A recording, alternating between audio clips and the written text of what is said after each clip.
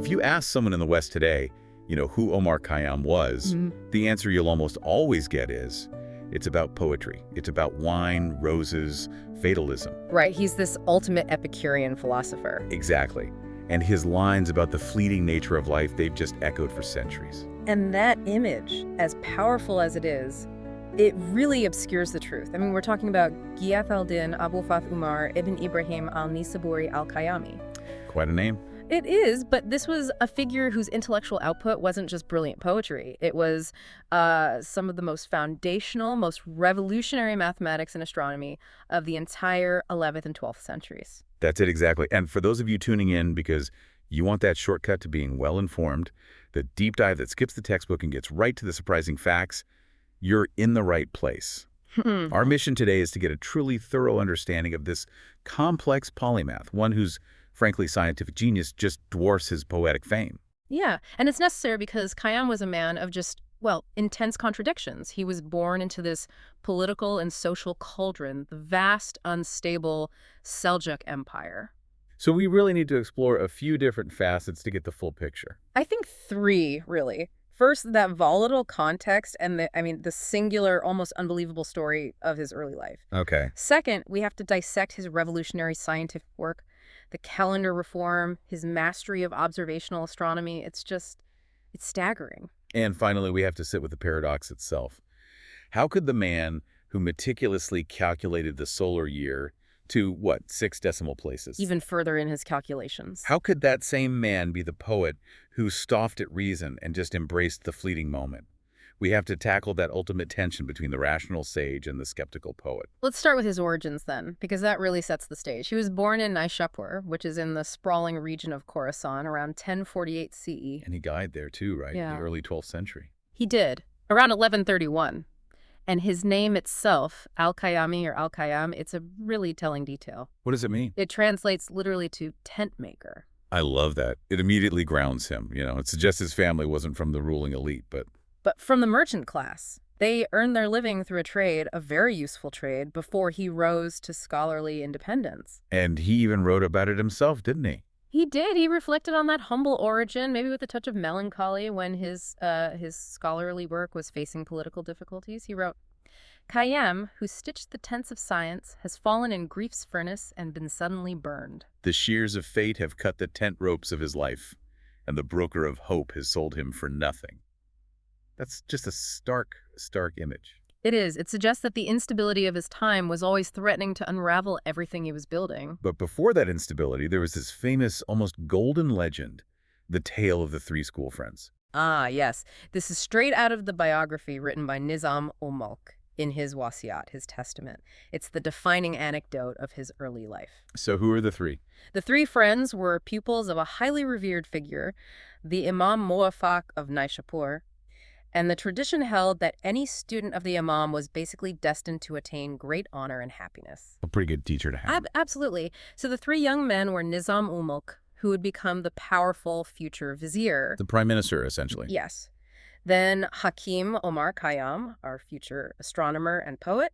And the third, the ill-fated Hassan ben Sabah, who would become one of the most feared figures of the age. So you have these three ambitious minds, all studying together, probably debating Aristotle, knowing they're supposedly destined for greatness, and they made some kind of pledge. They made a sacred binding vow. Whichever one of them first attained fortune and power would share it equally with the other two.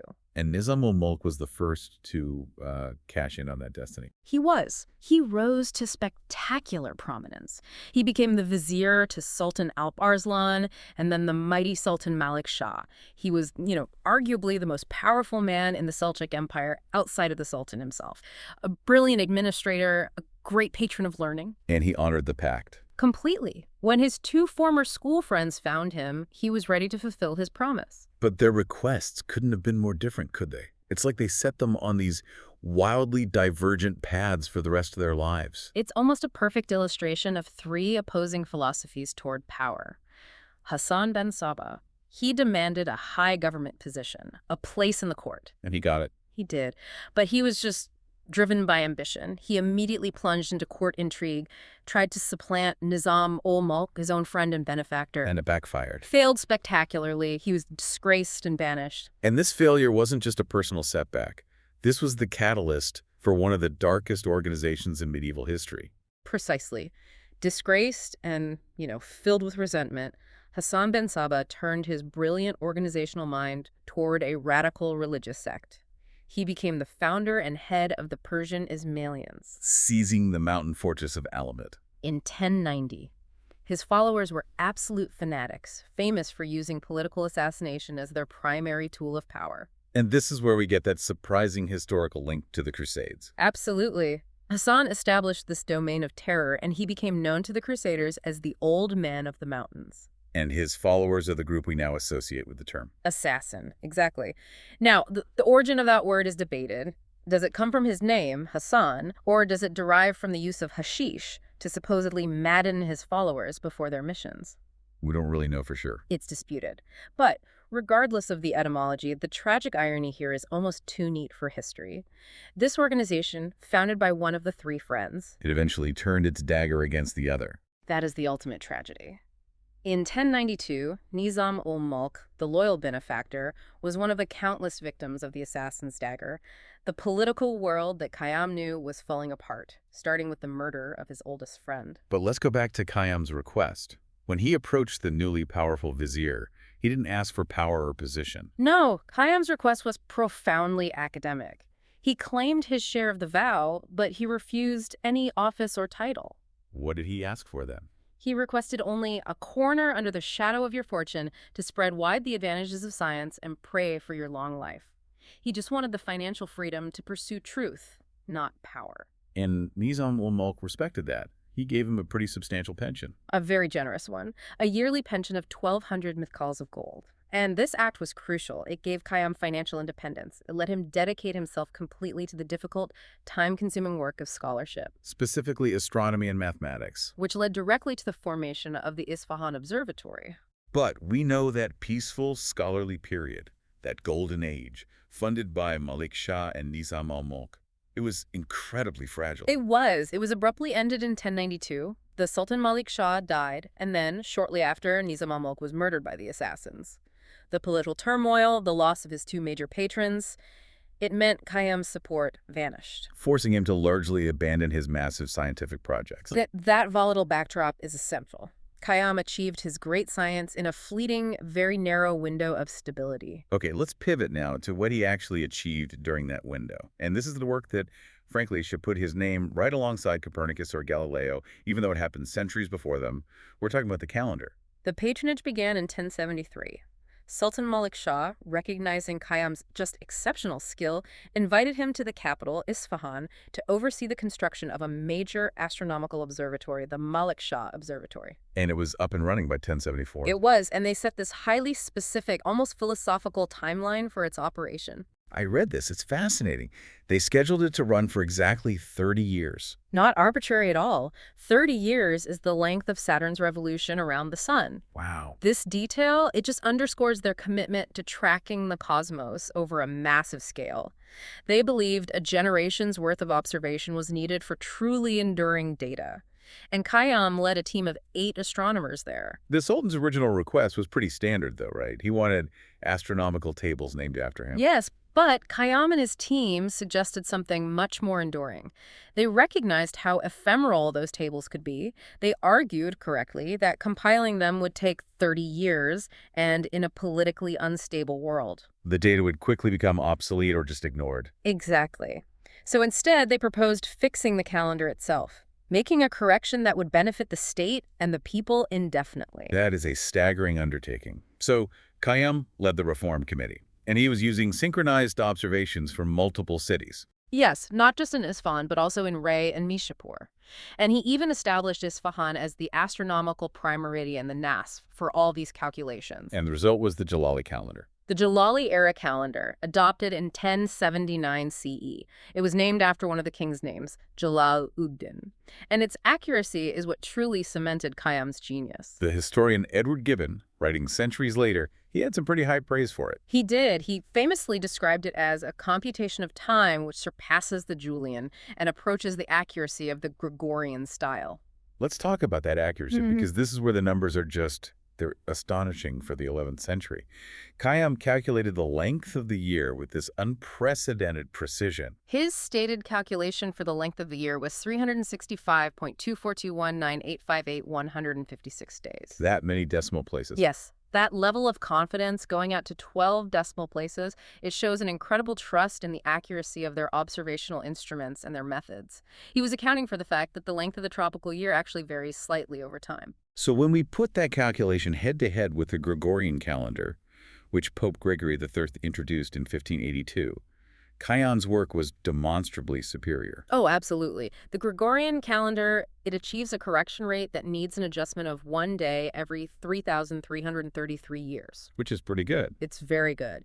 But Khayyam's calculation, based on his proposed system, resulted in an error rate of only 1 day per 5,000 years. 1 day in 5,000 years. He was 500 years ahead of his time, implementing a system more accurate than the one Western Europe would adopt half a millennium later. So what specifically made the Jalali calendar so robust? How was it different? Well, he based it on the solar tropical year, starting precisely at the March equinox Nowruz. But the key difference was its observational nature. Most calendars rely on a mathematical rule for leap years. Like adding a day every 4 years, for the Julian. Right. Khayyam's original Jalali calendar was designed to be continuously observational. Meaning what exactly? Meaning, it was based on the physical reality of the solar transit. The beginning of the year, Nowruz, had to fall on the moment of the vernal equinox, as observed by the astronomers. If the equinox occurred after midday, the calendar year began the next day. So there was no fixed rule. It was self-correcting every single year based on what the sun was actually doing. Exactly. It theoretically needed no fixed leap year rule. But that sounds incredibly complex to manage for a general population. You'd essentially need an astronomer to declare the start of every new year. You're exactly right. It required ongoing advanced astronomical calculations, what we call an ephemeris, to determine the precise start. And this also meant that the month lengths were determined by the time it took the sun to pass through specific zodiacal regions. So the months weren't fixed at 30 or 31 days? No, they varied. We see it in the sources. In the year 1303 AP, for instance, the months varied wildly. 30 days, 31, 32, 31, 32, all the way down to 29. That complexity, though, is what ensured that seasonal drift never exceeded 1 day over centuries. Yes. Later, simplified versions had to introduce a fixed rule, like 8 leap days in a 33-year cycle, just to make it administratively feasible. But the original concept was pure observational physics. And there's a crucial side note about the observatory that speaks volumes about Khayyam's commitment to pure science. The deliberate omission of astrology. Which was a radical departure from the norm, wasn't it? Completely. In the 11th century, astronomy and astrology were almost always intertwined. Observatories were often funded primarily to generate horoscopes for rulers. But Khayyam's work focused solely on the physical, mathematical construction of the cosmos. The orbits, the precision, the timing. He had no interest in using the stars for prophecy. He separated his work entirely from the superstitious or divinatory practices of his era. A pure scientist in an age that demanded magic. And yet, despite this monumental achievement, the project only ran for 18 years, not the planned 30. And that goes right back to the instability of the Seljuk Empire. When Malik Shah died and Nizam al-Mulk was murdered in 1092, the funding just evaporated. The political winds shifted. Violently. The Sultan's wife, who held considerable sway and disliked the vizier, she cut off the funds. She deemed the observatory a luxury they could no longer afford. It's a tragic end, but the historical significance, it endures. It does. The Isfahan Observatory was the first royally funded observatory in the Islamic world to enjoy such a significant period of operation. It established a template. And this longevity, this structure, it directly influenced later scientific endeavors, most notably the great Maragha Observatory founded by Nasir al-Din al-Tusi almost 2 centuries later. So Khayyam set the standard for institutional, state-sponsored pure science. He absolutely did. The genius who fixed the calendar with such cosmic accuracy now turns his focus inward. He looked at the very nature of space and dimension itself. Let's pivot to his mathematical legacy, which, if anything, is even more revolutionary than his astronomy, and yet it's nearly unknown in the West. It really speaks to the dedication of the man that he achieved this amidst such chaos. He noted, almost mournfully, that learning was difficult because most people confuse the true with the false and use science only for base and material purposes. And yet he proceeded to solve problems that had stumped mathematicians for centuries. He did. His most famous breakthrough revolves around the cubic equation problems dealing with volume, and he is universally recognized as the first person to systematically find positive root solutions to multiple cubic equations using geometric methods. His treatise on demonstration of problems of algebra, written around 1070. It's a masterpiece. And to understand its importance, you have to go back to the Greeks, specifically to Euclid's Elements.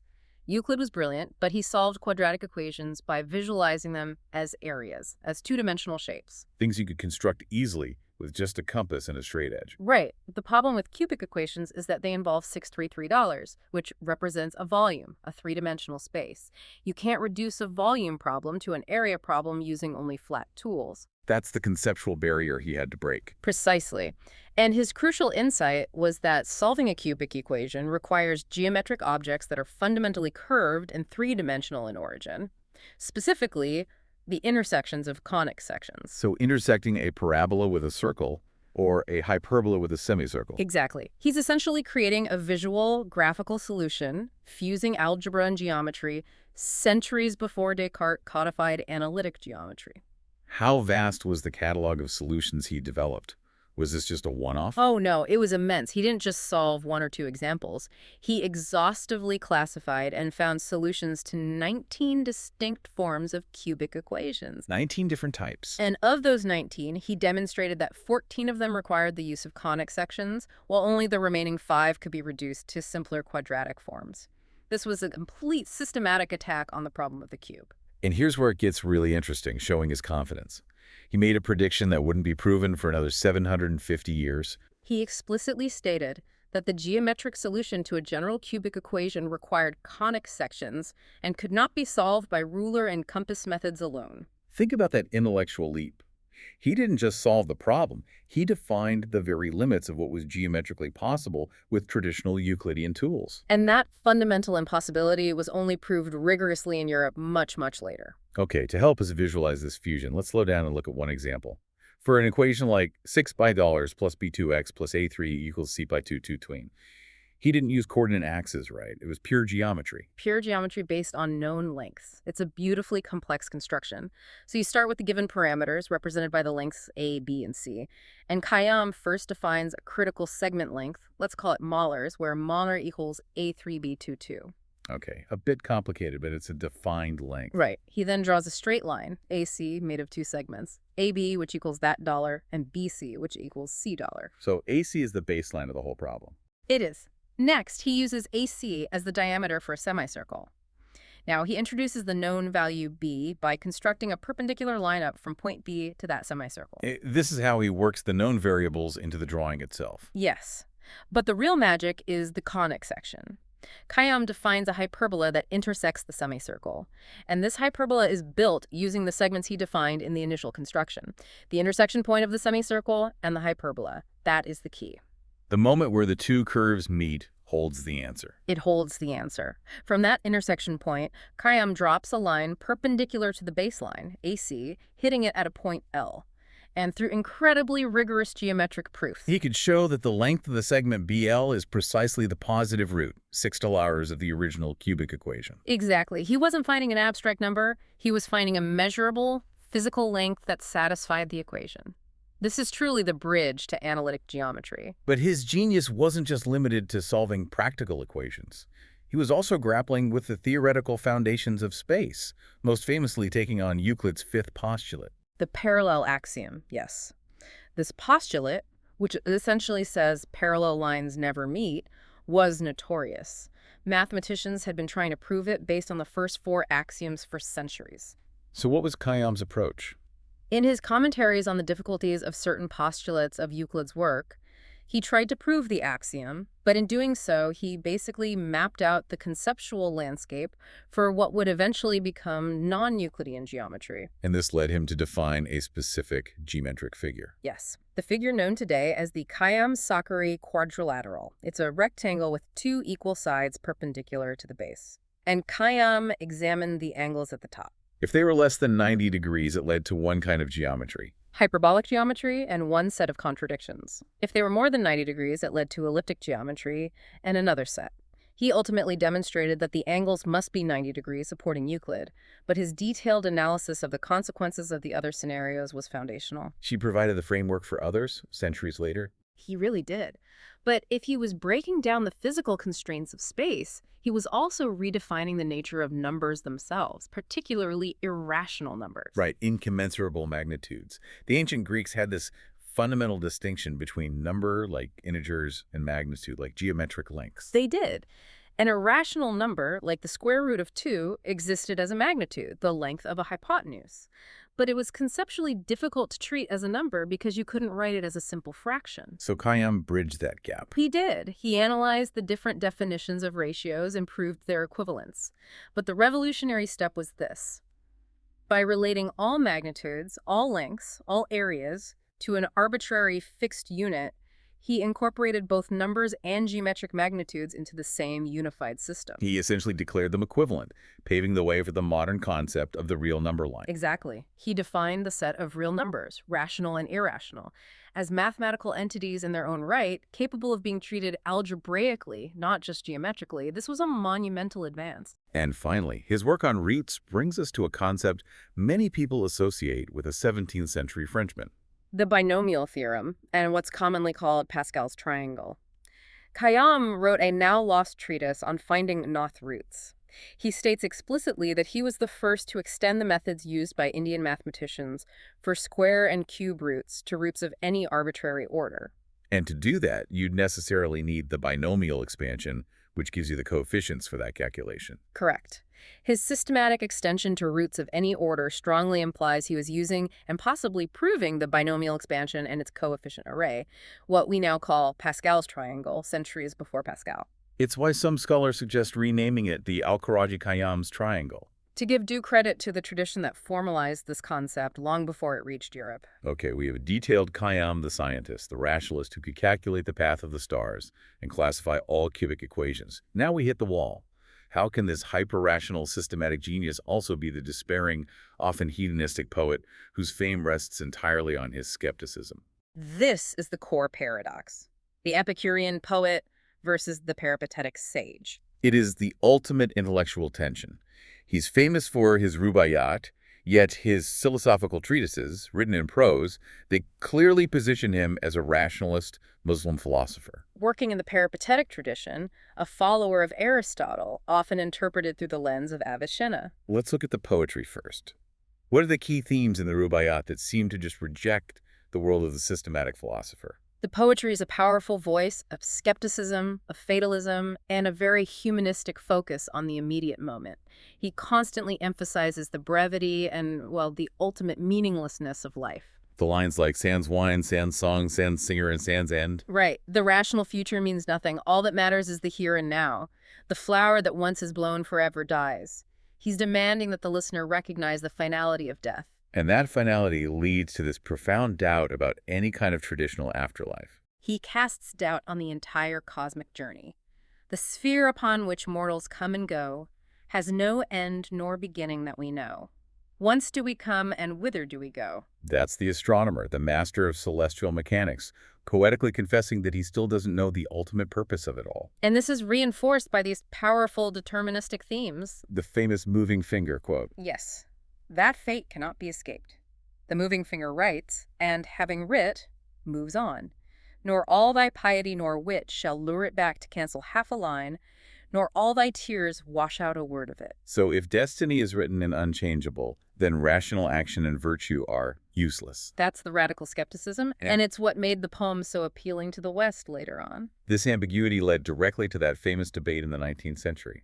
Was Khayyam a literal Epicurean, or was his wine and carousing just a Sufi allegory? When Edward Fitzgerald published his influential translation in 1859, he explicitly argued that Khayyam was a literal materialist. He meant exactly what he said. He claimed Khayyam was too honest of heart as well of head for that kind of hidden religious allegory.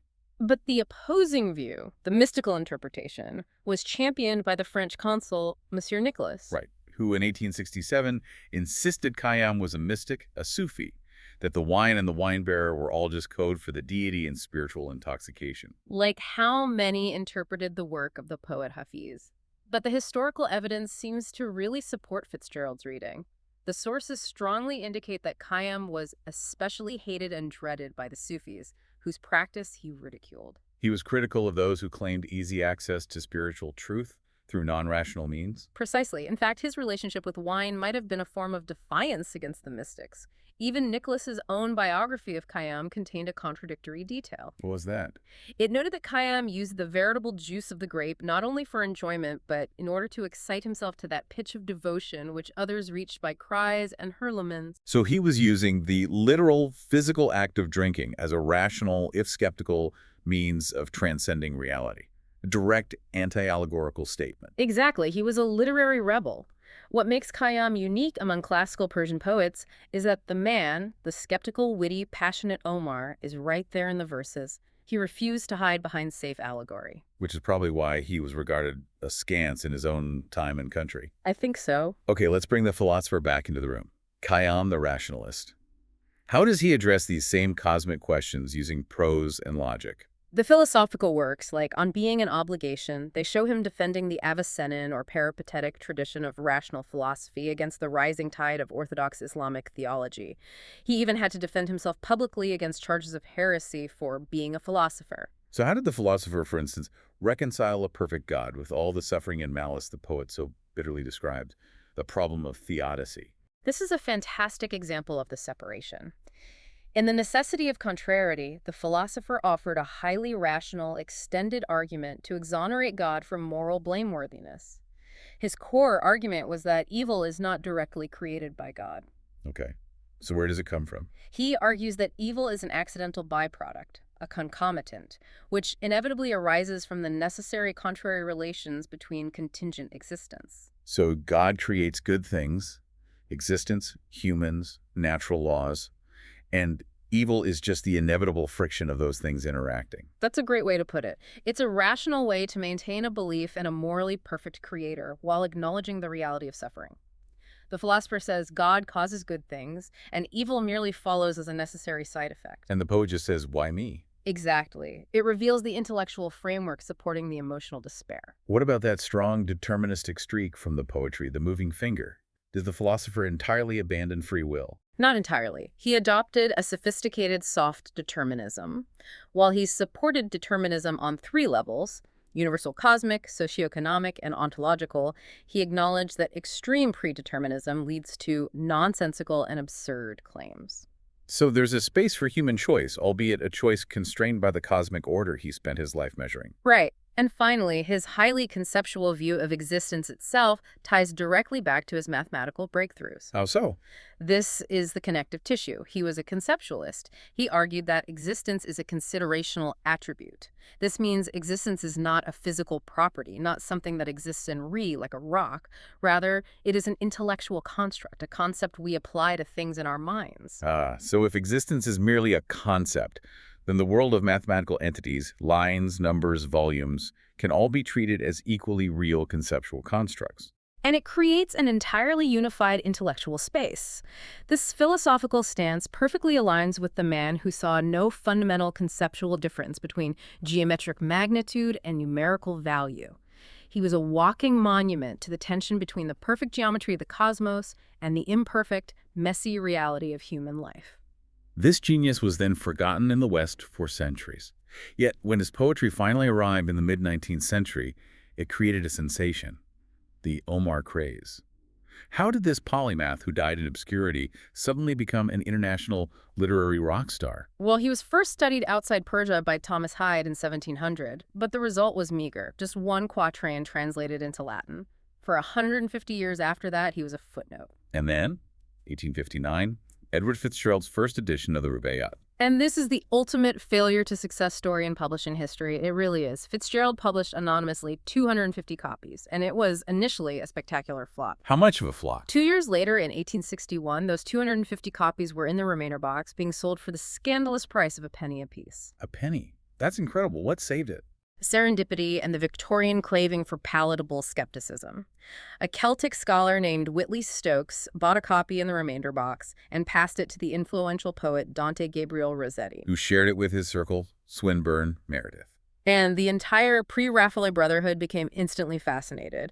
The poems offered a voice that just resonated with the intellectual crisis of Victorian England, the clash between science, Darwinism, and rigid religious dogma. It gave Victorians permission to question eternal truths while still enjoying the immediate beauty of the language. Precisely. John Ruskin called the poem glorious in 1863, and the craze just began to build momentum. And when it crossed the Atlantic, it truly took hold. It did.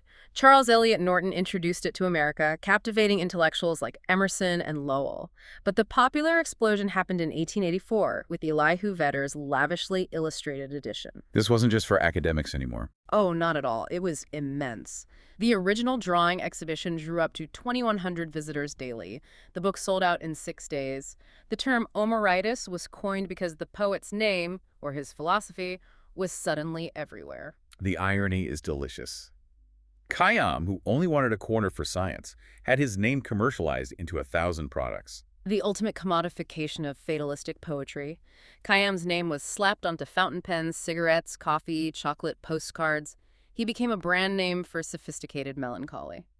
And this cultural fervor led to the formation of actual clubs. Yes, the Omar Khayyam clubs. The London Club was founded in 1892, a genuine literary institution. Its members included giants like Thomas Hardy, Arthur Conan Doyle, W.B. Yeats. And they would meet not just for scholarship, but for elaborate dining and wine. A deliberate homage to the poet's Epicurean sentiments and his affectionate nickname, Fitz, for Fitzgerald. And the American Club didn't follow that same model. They attempted to strike a better balance. Founded in Boston in 1900, the American Club was slightly more scholarly.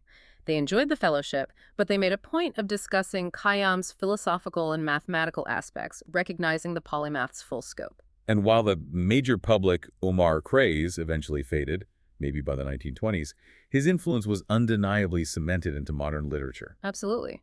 Fitzgerald's rendition was a touchstone for modernist poets. T.S. Eliot and Ezra Pound were profoundly influenced. By 1929, scholar Potter had cataloged 114 different versions of the Rubaiyat in 25 languages. Khayyam's voice, filtered through translation, became a lasting global statement on human limitations. So if we summarize the man we've uncovered, the Khayyam, who was so much more than a poet, we see someone who navigated intense political upheaval, yet managed to produce a calendar more accurate than the Gregorian, define the real numbers system, and invent a geometric method for solving cubics that defined the limits of algebraic construction for centuries. He was a rational beacon. It's often said his greatest achievement wasn't the calendar, but his ability to maintain pure, objective, rational scientific inquiry in a world that demanded dogmatism. And his piety seems to have been intensely personal. There's a record of his dying words, isn't there? Yes, recorded by a pupil. A final glimpse of Khayyam the philosopher grappling with his God. O Lord, I know you as much as it is possible for me. Forgive me, for my knowledge of you is my way of reaching you. That is the voice of the rationalist, claiming that his lifetime of rigorous study was, in itself, the path to devotion. But then we return to the poet, who knew all that knowledge was destined to return to dust. And that leads us back to the poetic vision for his final resting place. We recall the anecdote told by his pupil, Khwaja Nizami. Khayyam wished his tomb to be in a spot where the north wind might scatter roses over it. A desire for a beautiful, simple, natural end. Years later, Nizami traveled back to Naishapur and found Khayyam's grave exactly where he'd wished, just outside a garden wall. It was hidden and covered by the flowers dropped from the fruit trees, stretching their boughs over it. A perfect, poignant fulfillment of a poetic wish that defied the harsh political reality of his life. The ultimate contradiction endures. The meticulous scientist who measured the cosmos with staggering precision, yet the despairing poet who saw no purpose but the immediate moment. This tension between the mind and the heart is why he remains such a fascinating figure. And this leaves us with our final provocative thought for you to carry forward. Khayyam used his profound mathematical knowledge to calculate the length of the year with such confidence that he knew its length changes in the 6th decimal place over a person's lifetime. A tiny, predictable, quantifiable mechanism. How does this intimate scientific knowledge of the cosmos's perfect predictability square with his simultaneous poetic despair that, for humans, none can ever truly know whence we come or whither we go? Does science reveal the order that highlights human chaos, or is the poet simply acknowledging that knowledge of the cosmic mechanism fails to deliver existential peace?